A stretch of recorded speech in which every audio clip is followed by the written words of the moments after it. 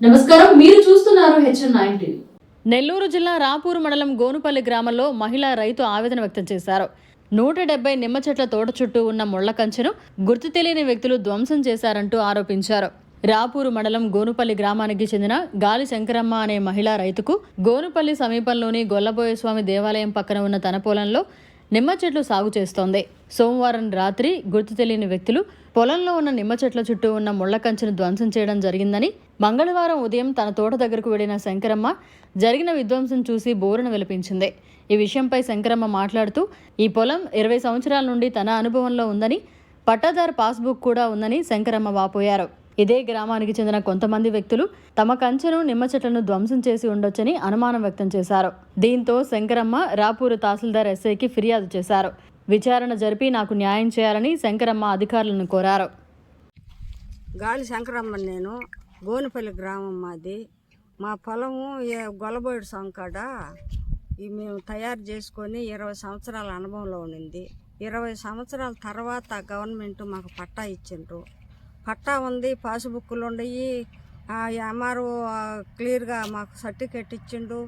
మళ్ళీ court పోయిను, court order వచ్చింది, ఇండిషన్ order వచ్చింది. అన్నీ వచ్చినా కానీ మమ్మల్ని నల్లాడిపిస్తా ఆకులు మేపిస్తూ ఉండ్రు. ఒడ్డోళ్ళలోనే వాళ్ళు తిరుపతి నీరజ, దగ్గోలు కిష్టయ్య, చెల్ల చిన్నక్క, చెల్ల పెద్దక్క, ఒలిపి వాడి పేరు ఏం పేరు, ఒలిపి కల్పన, వీళ్ళంతా చేరి ఇంకా చాలా మంది ఉండరులే, వాళ్ళంతా చేరి మమ్మల్ని అలాడిస్తుండ్రు. ఇది వరకు మేము కంపలాగేసిండ్రు, రాళ్ళు నాటుకున్నాం, రాళ్ళు లాగేసిండ్రు.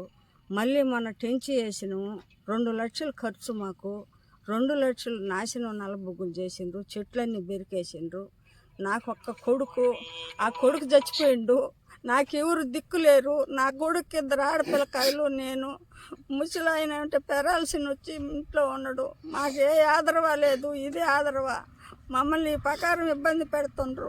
మాకు దయచేసి అధికారులు మాకు సాయం చేయాలా, మాకు సాయం చేసేవాళ్ళు ఎవరు లేరు.